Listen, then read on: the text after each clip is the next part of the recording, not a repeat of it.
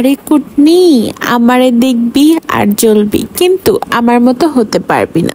আর আমার জামাইয়ের মতো জামাই পেতে হলে তোকে আবার জন্ম নিতে হবে, বুঝতে পেরেছিস? আসসালামু আলাইকুম, কি অবস্থা সবার? সবাই কেমন আছেন? তো আমি আপনাদের মাঝে নতুন একটি ভিডিও নিয়ে হাজির হয়েছি। ওয়েট, তার আগে বলেন কে কোথায় থেকে আমার ভিডিওগুলো দেখছেন? আপনাদের মাঝে কিন্তু বেশ কিছুদিন হচ্ছে ভিডিও দেওয়া হচ্ছে না, কারণ একটু ব্যস্ত ছিলাম। তো এই ব্যস্ততাটা কাটিয়ে হচ্ছে আমি ঘুরতে বের হয়ে ফুলের দোকানের সামনে দিয়ে যাচ্ছিলাম। তো আমি হচ্ছে নিজের জন্য এই 3টা ফুল কিনে নিলাম। আর ফুল দেখলে আমার মনটা এত বেশি ভালো হয়ে যায়। তো অনেক ঘোরাঘুরি করে কলদাসপাড়ার ভিতর দিয়ে এই দিক দিয়ে আমরা হার্ট পয়েন্টে চলে যাচ্ছি। আমার সাথে কে আছে বলতে পারবেন আপনারা? তাড়াতাড়ি কমেন্টে জানান আমার সাথে কে আছে।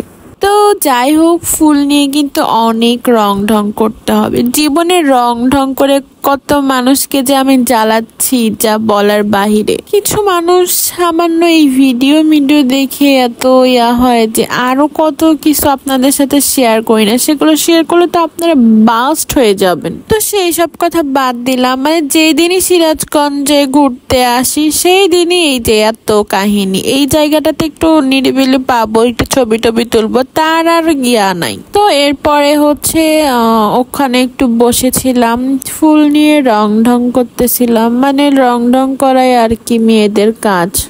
তো এরপরে এই ঢঙ্গি মেয়েটার সাথে আবার দেখা হয়ে গেল। ইনি হচ্ছে পরীক্ষার্থী, উনি ঘুরছেন।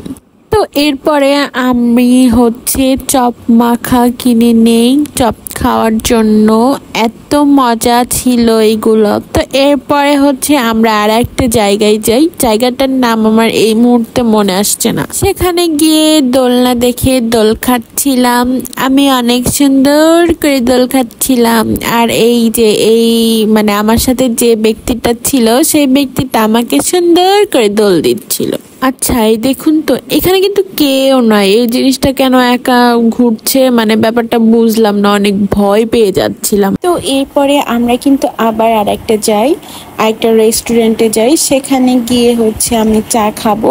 আর অনেকদিন যাবত ফেসবুকে দেখছিলাম যে হচ্ছে এখানে পোড়া পাউরুটি দিয়ে চা খাওয়ার হচ্ছে ভিডিওগুলো, আর অনেক নাকি টেস্ট ছিল, এর জন্য আমিও ট্রাই করতে চলে আসলাম। তো আমি আমার চাগুলো অর্ডার দিয়ে একটু আশেপাশের ভিডিও নিচ্ছিলাম আর আমি একটু এনজয় করতেছিলাম। তো এরপরে বলতে বলতে কিন্তু আমার খাবারটা চলে আসছে। তো এইরকম পোড়া পাউরুটি, চা, পাশে লাল গোলাপ, এগুলো দেখে আসলে অনেক ভালো লাগছিল। আর চা তো আমার বরাবরই খুব প্রিয়। তো এরপরে বাসায় এসে আবার এই যে মোমো বানাই, আর এটা খেতে অনেক বেশি মজা ছিল। আসলে নিজে প্রশংসা নিজে করে ফেললাম। তো যাই হোক, আজকের ভিডিওটা কিন্তু আমি এখানেই শেষ করছি। আর আজকের ভিডিওটা আপনাদের কাছে কেমন হয়েছে অবশ্যই কিন্তু কমেন্টে জানাবেন। আল্লাহ হাফেজ।